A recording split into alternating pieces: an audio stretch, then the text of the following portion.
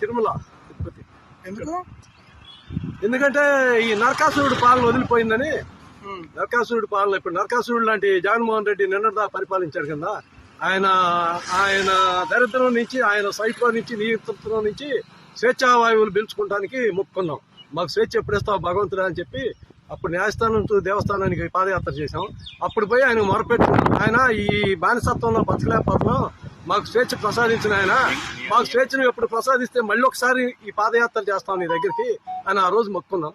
మాకు ఇప్పుడు అఖండ విజయంతో ఆ భగవంతుడు శ్రీనివాసుడు వెంకటేశ్వర స్వామి మమ్మల్ని ఆంధ్రప్రదేశ్ 5 కోట్ల ఆంధ్రులు కనికరించి ఈ సైకో నుంచి విముక్తి చేసి మాకు ఈ స్వేచ్ఛ ఇచ్చినందుకు మేము ఆ మొక్కు తీర్చుకోవడానికి వెళ్తున్నాం.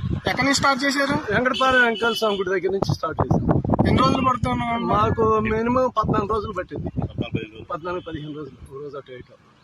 ఈ మధ్యలో ఇంకేడానికి గుళ్ళకి వెళ్తాం కానీ అట్లాంటివి ఏమీ అనుకోలేదు. దారిలో తగిలితే వెళ్తా ఉంటాం. అది తగిలితే అట్లా వెళ్తాం.